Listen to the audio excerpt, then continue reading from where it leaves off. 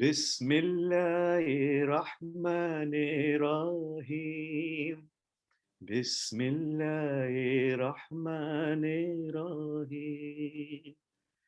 La ilaha illallah.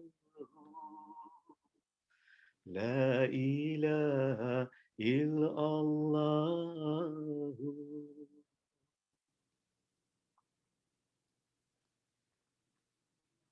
So once again, to all of you who are gathered here, a very heartfelt welcome. Karen, are there some people in the front there? Okay, okay. So please know your presence is a blessing. And I particularly welcome our wonderful Interfaith Amigo and Interfaith Amiga. And I'm so delighted that I'm really practicing more Interfaith Amigos and Amiga beyond my Pastor Don McKenzie and Rabbi Ted Falcon. So I wanted to just let you know a little bit about who they are. You know, Prophet Moses, peace be upon him, he used a sacred tablet. So I'm going to use a sacred tablet of the iPhone to read the brief biographies of these two wonderful guests. Duncan Ferguson's career has been in higher education as a professor and senior level administrator. He received his PhD in religious studies at the University of Edinburgh and has had several postgraduate appointments for research and writing at the University of Edinburgh and Princeton Theological Seminary. He is the author, editor of 10 books and several articles, and is currently active in the issues of international peace and justice and interfaith understanding. He and his wife, Dorothy, are currently retired in Bend, Oregon. I want to tell you that Brother Duncan has been the primary mover to initiate this project of the book. And he has really been primarily responsible for birthing the book and editing the book and finding the publisher.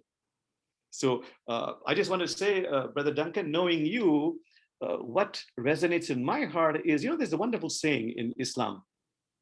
The character of a wali means friend of God, is based on nothing more than graciousness and generosity. Thank you for being a friend of God, being a wali.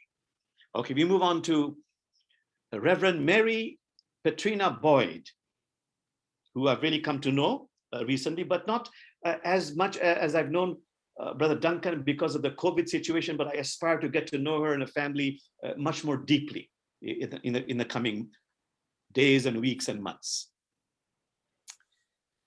So Mary grew up in Washington.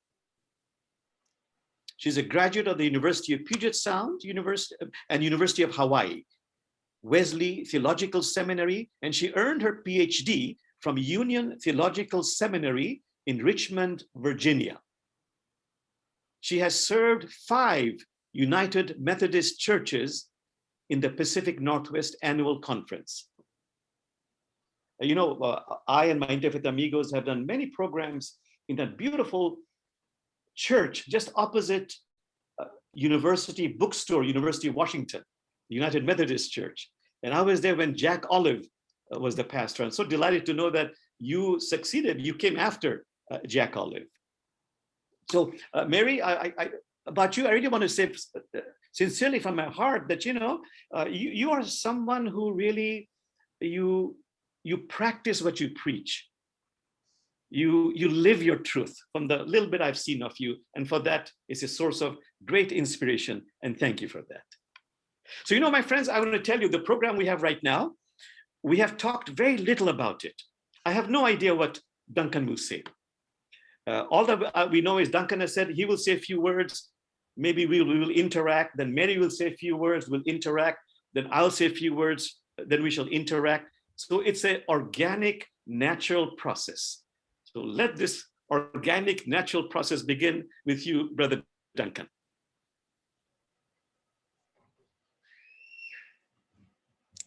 You'll need to unmute, Duncan. There we are. Well, thank you, Jamal. Thanks, Mary. And I'm so glad to be with you all.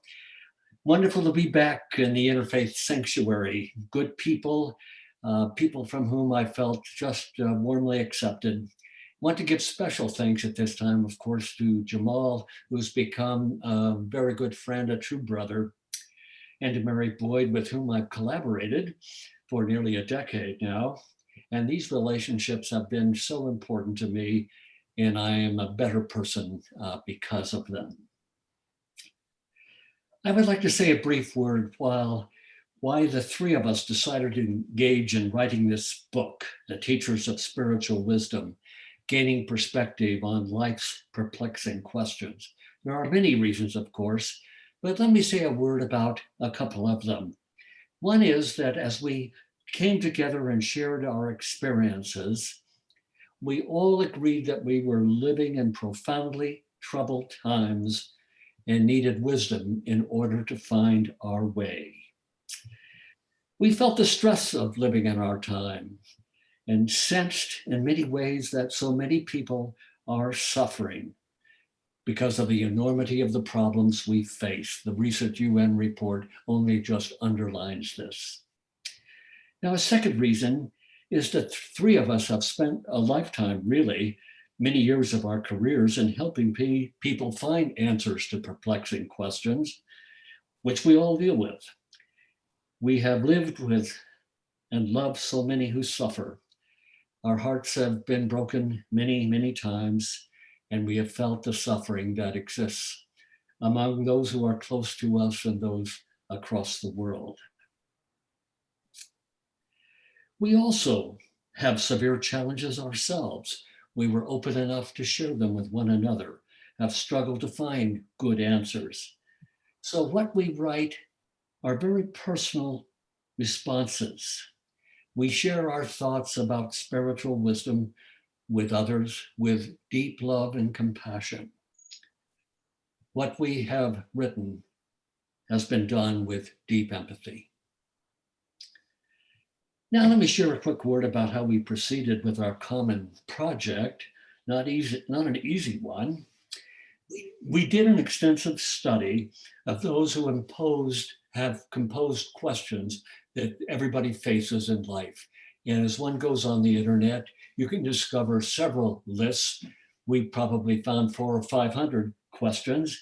And from those, we selected 10 as our foundational questions, and then added 9 sub-questions to each of the foundational questions, giving us 100 questions. Each with a quote from one of the wisest people in the human family have spoken to these concerns. We could still be selecting, but gradually we just had to make choices and selected these 100. And our goal in answering them was to really put the emphasis on wisdom, not answering the questions with a simple yes or no or a matter-of-fact answer. Rather, we really acknowledged the complexity of the questions and sought a way to find balance, perspective, and insight that would help us find our way. We sought Sophia, wisdom, and tried to share it with our readers. Now, a personal word. Many wise people have guided me across the years and the give and take of life's challenges and difficult situations. I've been especially grateful for those good and gifted people who have been in my life, but I'm also grateful to all of those who've written to these concerns. I have been a reader all of my life, living in a home where there was a measure of conflict. I chose reading rather than conflict, and it was an easier way to grow up for me. But the books I have read have been especially helpful, providing wisdom and insight that have been healing and empowering me to flourish as an adult. And as I look back on that reading, I've learned three kinds of truth that stood out for me, and I'd like to mention those briefly. First, there's the truth that helped me to grow and develop as a person, enabling me to understand human development and how I fit in it, how to become mature, how to become an authentic, true human being, and most importantly, how to love others, especially those who are forgotten and know no love. So books have been my dear friends, helping me to understand them. A second kind of truth I discovered in my reading is the truth about the world in which we live, about nature and science, about society and, yes, politics, about math and logic, about the flow of history, about society and politics, about the galaxies filled with millions of stars, and now, of course, about the current troublesome time in which we live. Now, a third kind of truth I have gained in my reading is that I learned about the very ground of being, about the infinite, the foundation of it all, and about the creator and sustainer of the cosmos, who is love and light and spirit.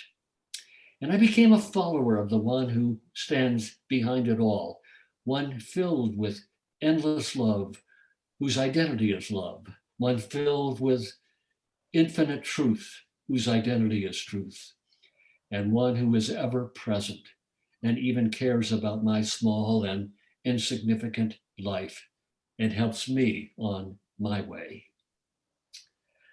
But let me say a brief word about one of the questions in the book as an illustration of how we went about answering these several questions.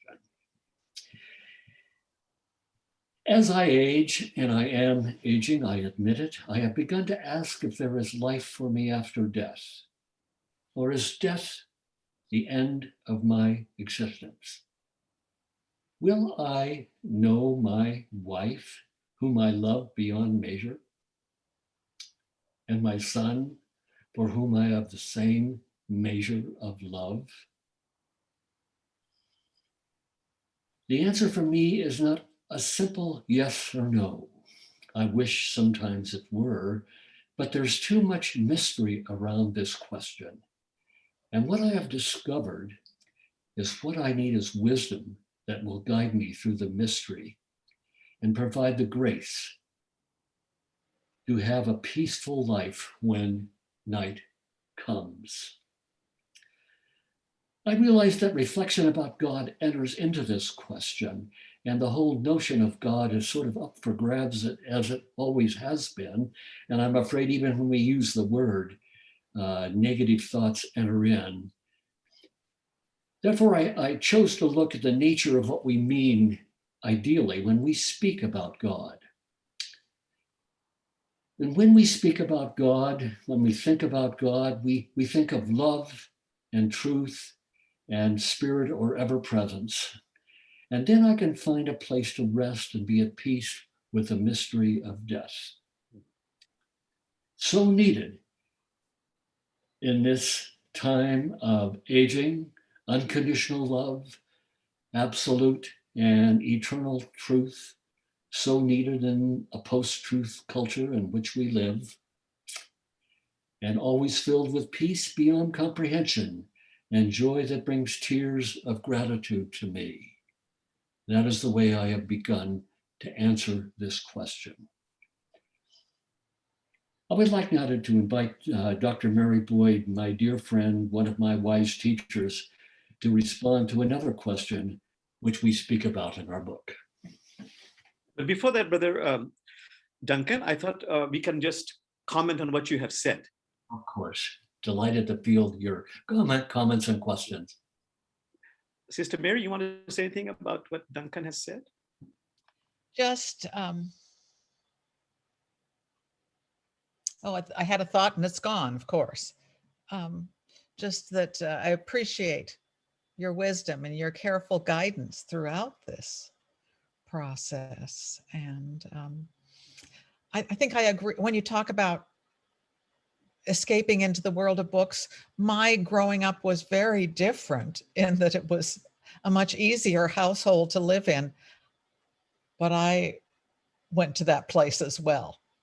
And I think there's something about the three of us creating words together that form a book that is particularly rich. Great privilege for me. Yes. Thank you so much, Mary. And in writing this book, I understood more deeply that insight that when you answer these questions, Jamal, Brother Jamal moved from a knowledge of the tongue to a knowledge of the heart. And to come from the heart, as I write about it, it's simple but not easy. Duncan, you mentioned about death. This is something which also these days interests me much more than it did previously. I'm having a knowledge of the heart about it. And I find that humor helps a lot. So we also put humor in our answers. So when I think about death, it's totally bewildering. We have no idea. That's why I love Rumi's words, about these matters, Jamal. Sell your cleverness and buy bewilderment. Just be bewildered. But there's humor also, I love that humor of the Prophet Muhammad and Rumi, who says the same thing, who says, Jamal, here you are, so scared that you shall move into non-existence. But if the truth be known, non-existence is trembling in fear. It might be given human shape.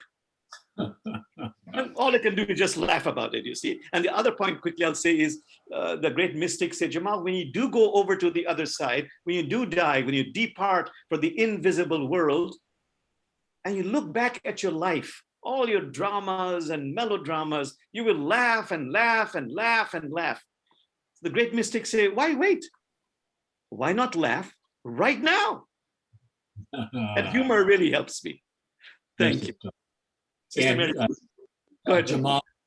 I'm sure you have a story about a mullah as well in answering these questions. And we loved hearing those stories as we worked together.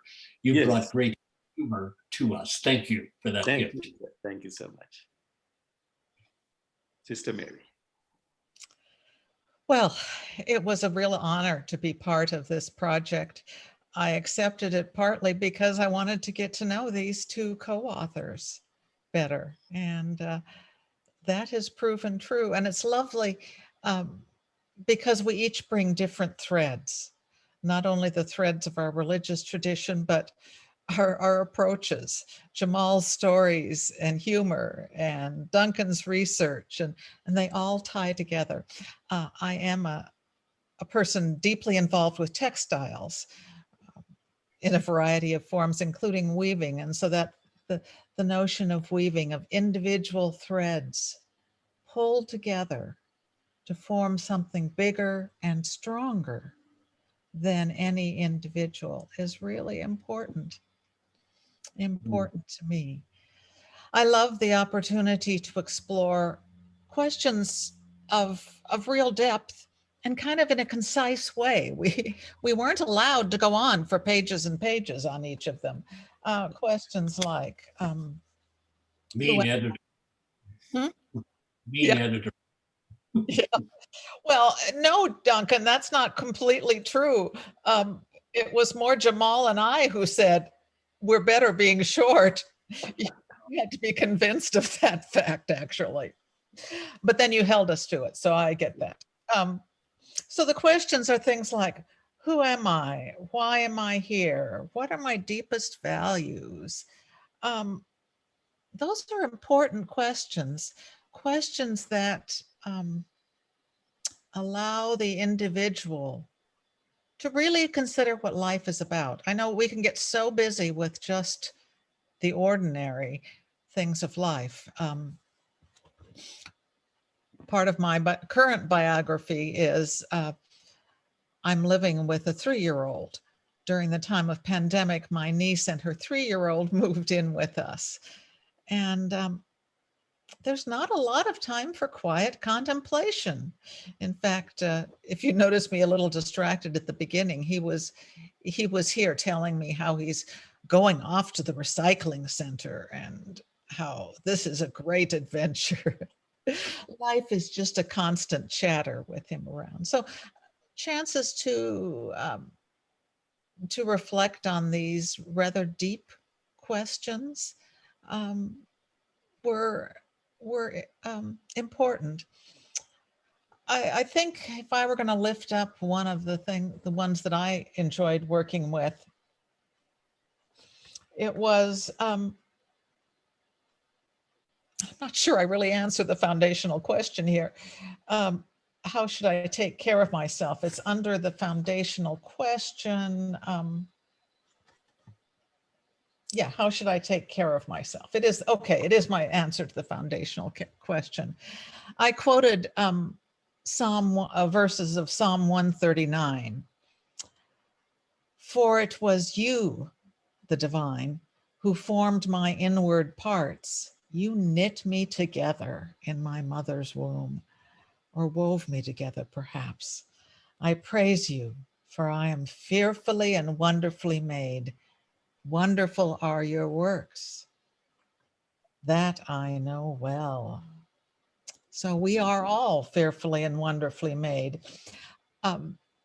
My dissertation advisor has written on this poem and translated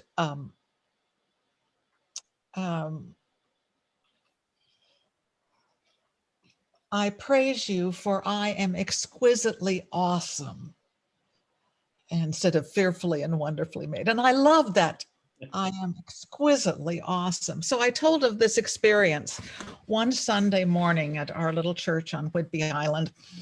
A group of people came in, which were always welcome and glad to have them. This was a camp for severely disabled or severely differently abled adults.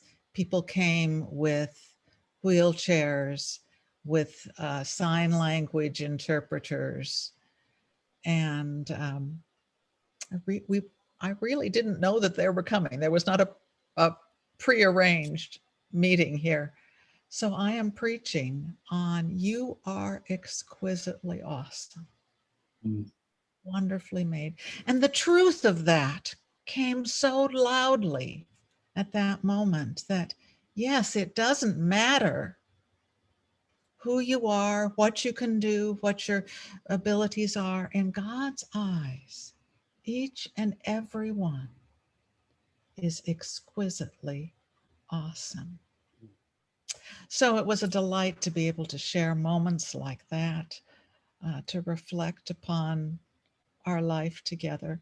And by the way, Jamal, I am so deeply honored that you call me an interfaith amiga, that I have known about the famous three for years.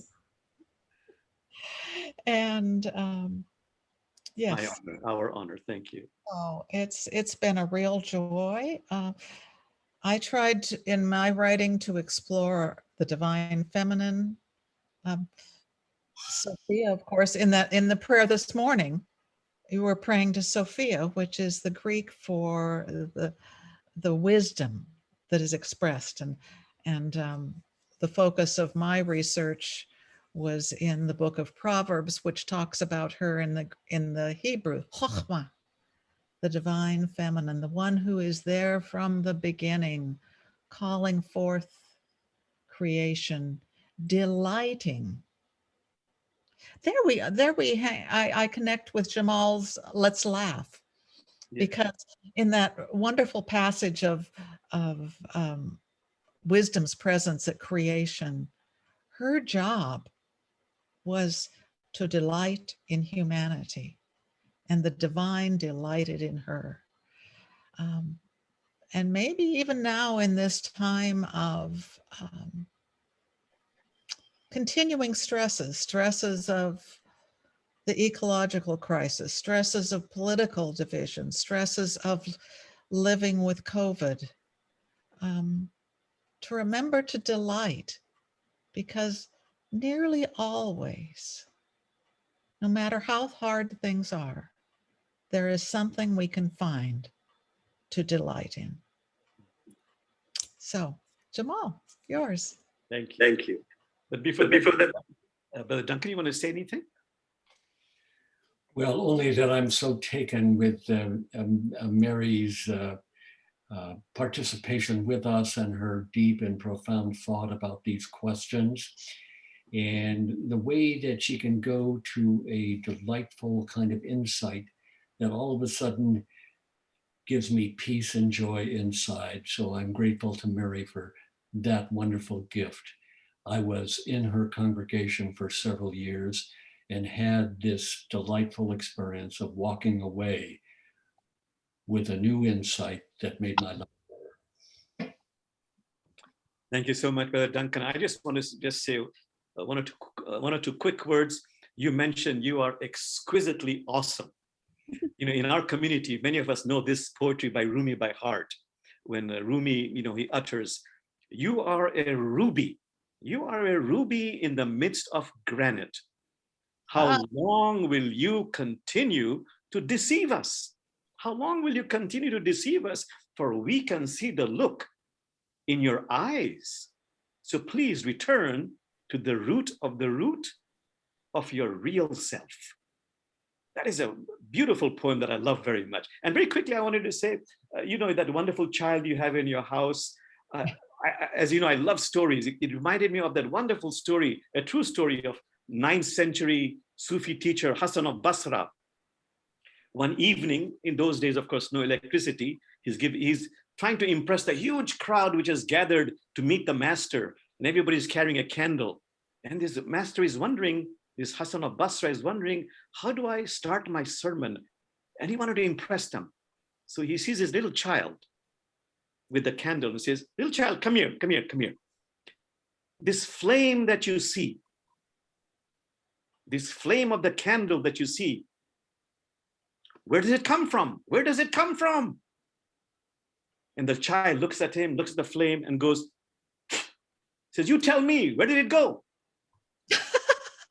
And the master says, "I learned so much from this little child." Okay, my friends. So now my part, the theme of this month is service. And Linda, I see you here, Linda Michalek, and she was saying that please at least tell one mullah story, as Duncan was also saying. So one story which many in the community know, it's about service. It has other aspects also. The mullah is wondering, how can he fulfill and even become aware of his grand mission, his grand purpose for being in life? What is my grand mission in life? So he's sort of leisurely lying down with his back against this mulberry tree, huge mulberry tree, which has tiny berries. And he's wondering, how can I be of service to the world? And suddenly an idea pops into his mind. And he wakes up excitedly and saying, "Excuse me, God, I think I understand how I can be of service. And God, this is about some criticism. Please don't mind my criticism. We are all human beings and divine beings. We are in need of improvement. But God, I want to tell you, there's something out of place, something out of sync in your grand feng shui cosmic design. Let me be of help." He says, "God, look, I see in front of me on the ground these tiny creepers having huge, huge watermelons. And here I am sitting with my back against this huge mulberry tree with the tiniest of berries. Something is not right with your feng shui." And just around that time, it happens that one of the tiny berry, it gets loosed on the branch and it lands on his head. Then he has a greater realization, oh my God, what if that berry had been a watermelon? So let me think again about how I can be of service to the world. So all this is by way of saying, Brother Jamal, don't worry about your grand mission. What is the most important thing to do is develop this attitude of being of service as often as you can. And you'll be getting every day hundreds of opportunities. That's why I love this saying of the Prophet Muhammad, who said, "Do good deeds according to your capacity." Brother Jamal, do good deeds according to your capacity. God never tires of giving rewards unless you tire of doing good deeds. The good deeds most loved by God,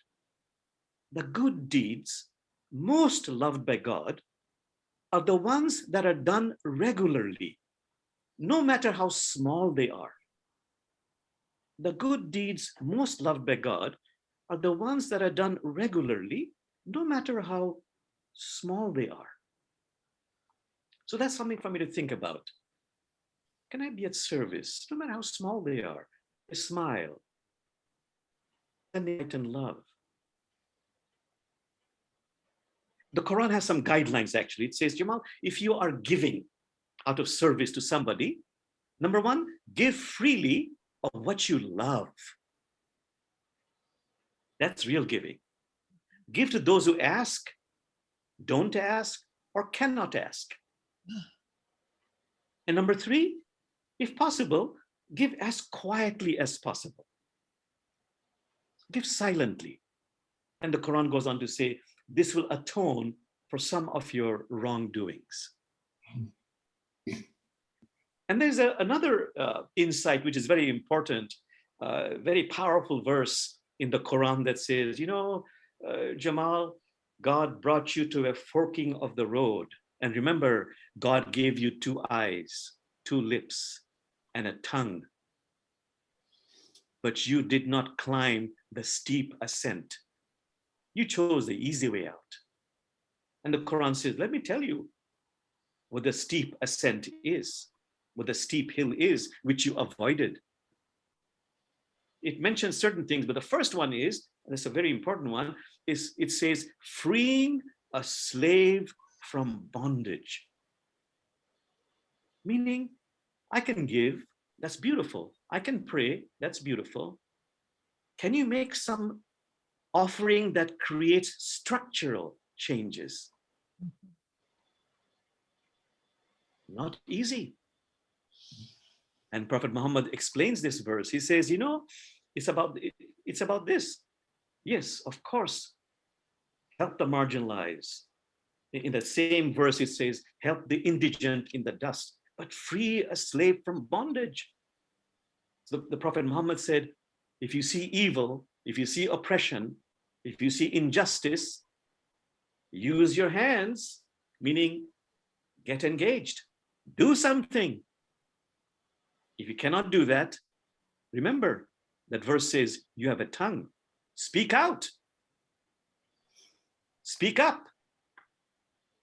Okay, if you cannot do that, then yes, pray from your heart. But then the Prophet said, in this instance, this is the lowest form of faith.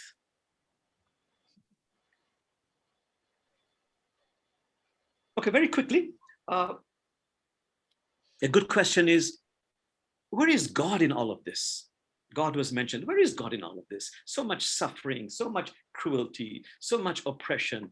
Where is God in all of this? In fact, I remember asking my father about it, and he told me a different story, a story which I repeat all the time in our sanctuary, which is in all the traditions, by the way, where this pious person goes the world over and sees so much of cruelty, oppression, injustice, breaks down and says, oh God, please do something, God, do something.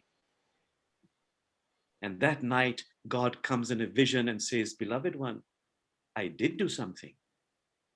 I created you. So that, I remember that from my father very well. Jamal, what are you doing to be of service? And then from my mother, I heard this story, which I reheard several times, which really answered my question about why do bad things happen to good people?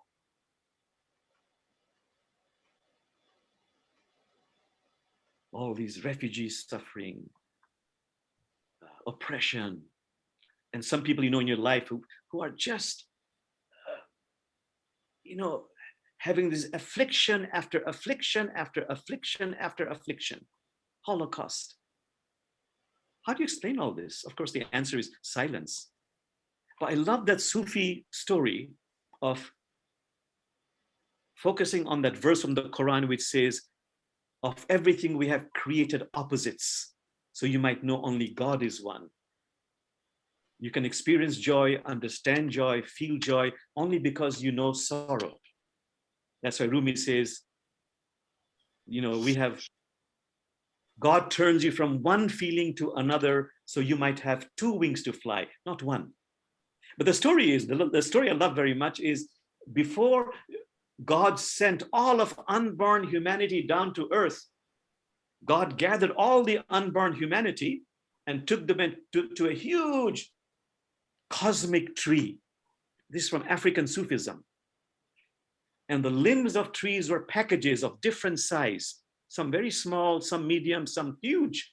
And God said, this is a world of opposites. Before I send you down, take one package. Take this one package of suffering. You have choices. You can take the small one, medium one, the bigger one. These are packages of suffering. The nobler ones, the nobler souls, they chose to take the larger packages so others would suffer less. So my mother told me from this African Sufi story, when someone is suffering, having suffering after suffering after suffering after suffering, don't try to analyze or talk about karma. Just be grateful. Be grateful and be of authentic service. Again, with gratitude. That's why Rumi says, be a lamp, a lifeboat, and a ladder. Help someone's soul heal. And lastly, I just want to quote that wonderful verse by Tagore. Tagore says, you have no idea what joy your soul feels in being of service. Tagore's words, I slept and dreamt. Life was joy. I slept and dreamt. Life was joy. I awoke and found life was service. I served, and lo, behold, service was joy. So my friends, may we all experience the joy the soul feels in being of service. Any comments from my interfaith amigo and interfaith amiga?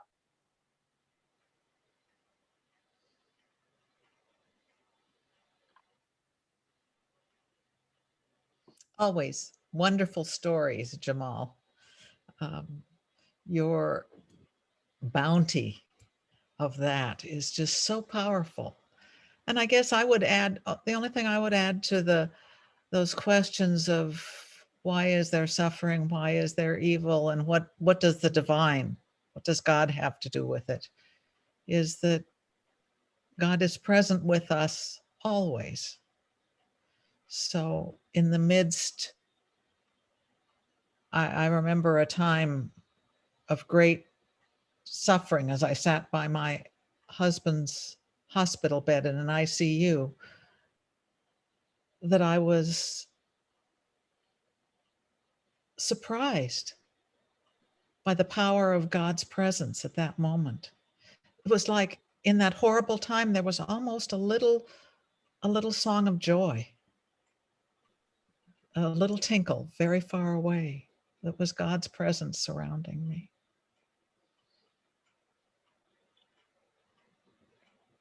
In regard to that, Mary, I would just add that one of the writers of the New Testament, attributed to the person we call John, speaks of God's presence as like the wind. And even the words ruach and spirit in the Greek point to, Hebrew and Greek, point to the wind as the way we understand the presence of God. Sometimes the wind blows hard, sometimes it's a gentle breeze, sometimes we just breathe the air and survive. But that's the nature of the presence of God. Thank you so much, Brother Duncan. So I just want to end this by saying, this is the book.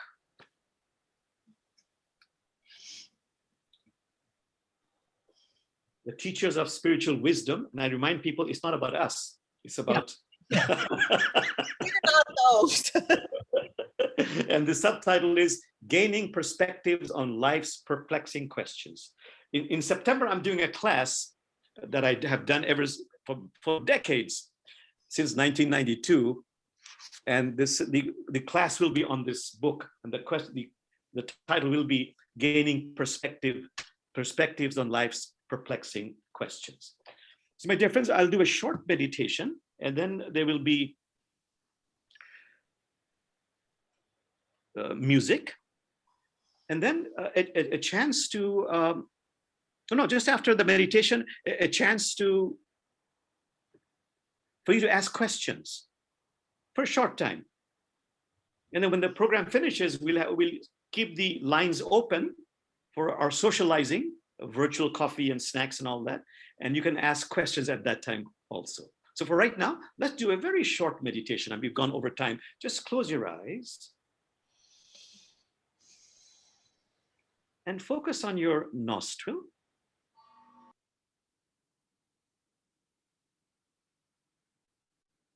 And just be present with your breath as you inhale and as you exhale.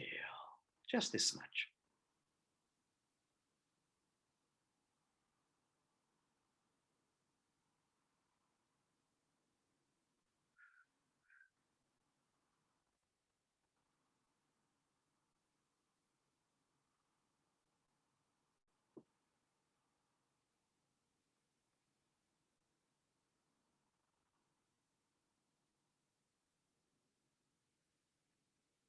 Giving yourself permission to become more and more tranquil, relaxed.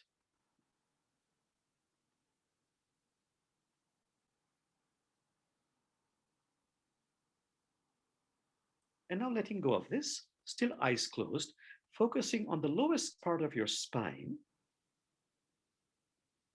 and then making an intention to send a beautiful cord of divine light, any color, emanating from the lowest part of your spine, your sacrum area, and going down, way down, deep, deep, deep into Mother Earth, connecting us to the womb of Mother Earth. Feel that sense of rootedness, belonging.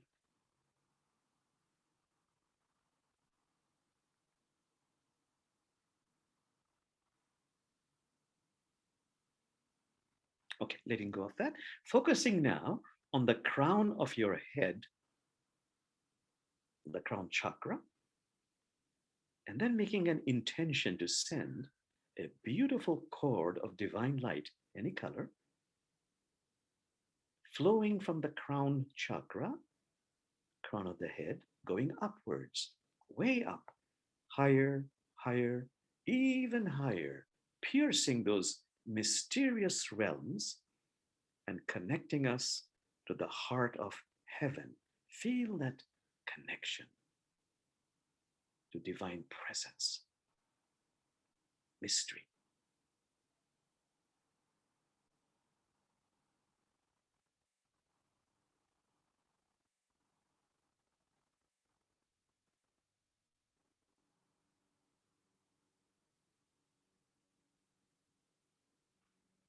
And now letting go of this. And the last step, focusing on the heart, a magical touchstone. In fact, a beautiful revelation that came to the Prophet Muhammad, where Spirit says to each one of us, God says, divinity says, beloved one, I cannot be contained in the space of the earth. I cannot be contained in the space of the heavens, but I can be contained in the space of the pure, loving heart.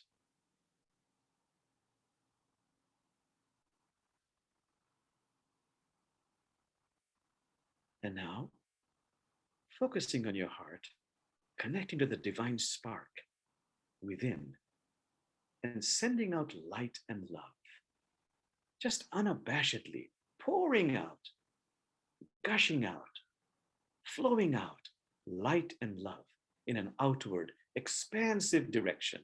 And all the great masters say, the more love and light you pour out, the more love and light you become filled up with.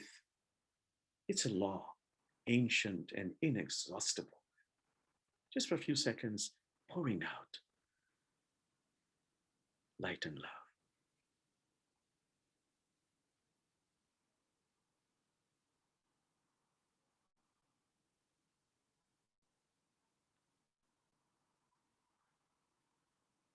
And gently, as I sing that chant again, coming into awareness. Bismillahirrahmanirrahim. Bismillahirrahmanirrahim.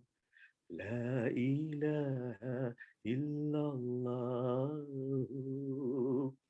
La ilaha illallah.